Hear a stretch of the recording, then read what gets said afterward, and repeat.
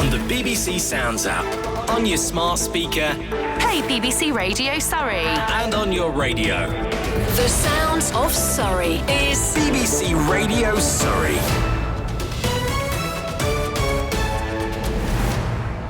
At 11, with the latest BBC News for Surrey, I'm Daisy Edwards. Nigel Farage has said he will discuss the security of all Reform politicians when he meets officials responsible for the safety of MPs.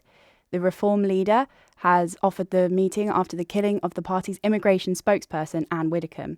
Counter-terrorism police are continuing to question a 28-year-old white British man, and the Chief Secretary to the Treasury, Lucy Rigby, says many politicians are reconsidering their careers because of fears over security. I know plenty of people of both genders, although they tend to be more women, who have thought very hard about standing for Parliament or even standing to be a councillor for their local authority because of threats of violence. Locally, several children have been injured after a tree fell at an outdoor activity centre in Hindhead. Ambulance crews were called to a PGL activity centre on Marchants Hill just before 2 o'clock yesterday afternoon. One child was airlifted to hospital with a serious leg injury, while 6 others were also hurt. Prime Minister Sir Keir Starmer has said that an inquiry into the death of a 7-year-old boy in Chertsey more than a decade ago will ensure the family's concerns are properly examined.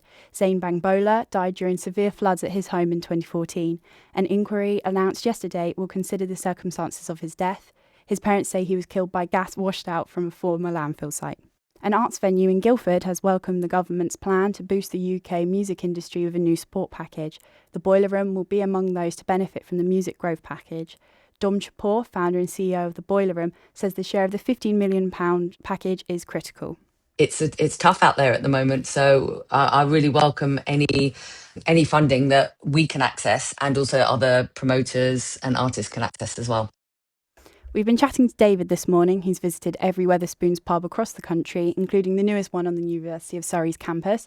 He tells us why he loves the pub chain so much. I love architecture, I love old cinema buildings. It's just the variety of things you can do in a Wetherspoons. You can go in a cinema, an old railway station. The sky's the limit. They just save old buildings and give them a purpose in life, which is fantastic. The one on campus is the UK's first university-owned Wetherspoons pub called the Sir Ronald Waits, and it just opened earlier this morning.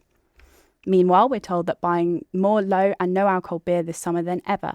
Breweries and pubs say sales have been boosted by heat waves and some World Cup fans going between them and normal beers when they're out. At the World Cup tonight, France will face Spain in the first semi-final in Dallas. And in football, England will make a late call on the fitness of midfielder Declan Rice ahead of their World Cup semi-final against Argentina tomorrow night. Rice was substituted at half-time in England's win over Norway in the quarter-finals after suffering from a sickness bug in the build-up to the game, but his condition has improved in the last 48 hours. The weather today, plenty of sunshine, hot and breezy, highs of 32, and dry with largely clear skies and lows of 15. For an update anytime, you can ask your smart speaker to play BBC News for Surrey.